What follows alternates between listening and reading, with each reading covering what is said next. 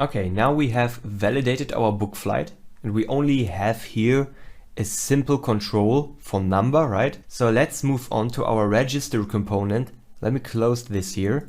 And on the right side, go into your register passenger component and open up register passenger component HTML and register component.ts. And as you can have maybe already guessed, we again use the validator here. So inside of Angular Forms, Form Builder, go ahead again and grab the validators.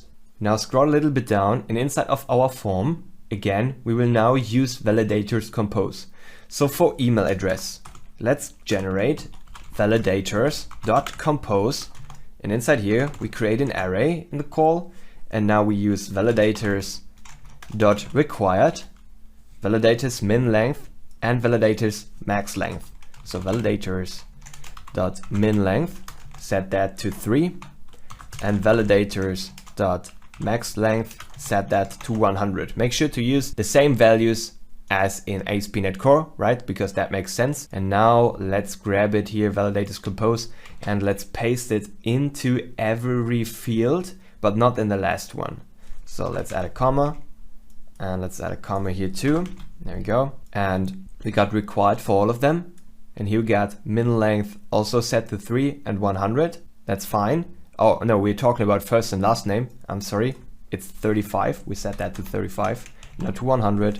35. There we go. And the min length, we didn't define it in ASP. You can go ahead and set it to maybe to 2, right? So there are some names which have just 2 characters, so that's fine. Min length 2 and max 35 for first name and last name. And for is female or gender or whatever you want to call it, you go ahead and just say validators required, because we don't need anything else. So we don't need to call validators compose. Great, so if you are a little bit confused now about the validators, go ahead and check out the comment to see all of this, well, in a nicer way for you on your screen, right? Because it's a pretty long line of code and I don't want to split it up. But as I said, we have that GitHub repository where everything is really covered and split up into every day's commit. So it's definitely not a problem for you to go ahead and check out the GitHub commit if you have any kind of errors or something like that. Awesome, so that's everything we have to do inside of the component. Now let's switch over to our HTML. Now let's scroll down into register here. And again, we go ahead and say if this.form.invalid, we want to return. So if the form is not valid, we will not be able to register a new passenger, right? Now let's switch over to our HTML. Instead of writing all that HTML from scratch now, I will go ahead and copy in the specific, well, validation messages. You can find this also in the GitHub repository. It will be highlighted here in that register component HTML. So what I want to do is here in email, inside of that form, right, below the label, I want to paste that in here. It's a div. We got a class again, invalid feedback dblock, and assigned to it is an ngIf, only if email is invalid and email is dirty or email is touched. Then we want to go ahead and check div ngIf form controls email has any errors. Then we want to show email is invalid, right? So if you like, you can for sure split that up in a different format. Absolutely no problem. So just like that, for example, it was just easier to explain. So you can keep it like this. Now, form control email errors. So for email, it's like, hey, your email address is invalid. We don't need to show any other information here. Now let's proceed with the next one with first name. So again, below the label, go ahead and copy in the validation message, which you can find in the GitHub. Invalid feedback dblock, styling is always the same. Again, we have that ngIf, form control first name, this time for sure, invalid and dirty or touched. We want to go ahead, check ngIf, we have any errors, first name is invalid. Right now, we only show one specific error to at least tell the user anything. Again, same stuff for the last one, which is last name, below the label, paste it in. You can see ng form last name invalid, dirty, touched, ngIf form controls last name errors, last name is invalid. So if we have any errors, last name is invalid will be shown to the user. So as I said, or as I said the whole time, once you understood the core concept, you are overall repeating the same stuff the whole time. You have one input field, one validation message, and if you have 10 input fields, you want to copy that over like 10 times for all of the input fields or all of the controls that you have.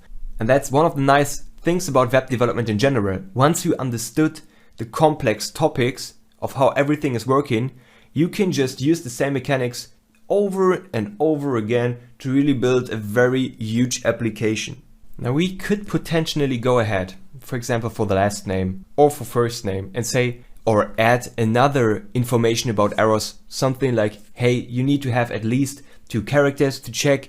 If the last name is below 2 characters or up to 35 characters, and then show, hey, your name is too long or whatever, you already know how this is working, so we don't need to show it here again. If you don't remember, just take a look again at the number of seeds. We've implemented it there. We created a getter and then checked, hey, do we have any value?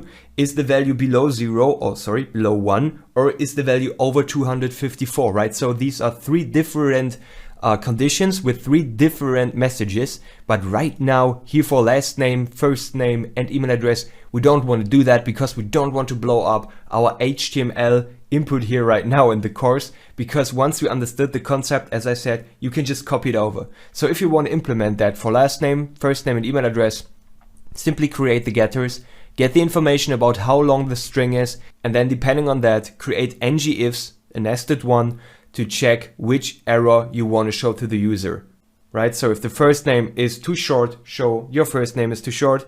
If it's too long, show first name is too long. You got the point, right? So right now we will stay here with general basic error messages that should definitely make the point clear. Let's check that. Visit our application. Here we are. Now let me enter some information. JL, you can see email is invalid, add, there we go, dev.com. And now Janik, J, that's not long enough, A, there we go, and it will fire here. Nice. So yeah, same goes for last name for sure. So if I go ahead and write down here Al, you can see last name invalid, and if I enter a real value, it works. So that's fine. Now let's click on login, and you can see we can proceed and start booking a flight. So everything works. When I click here, book flight, my booking works. So now we have validated all of the forms inside of our application, which is a huge step forward because we now can guide the user to grab the input that we really want to have from him.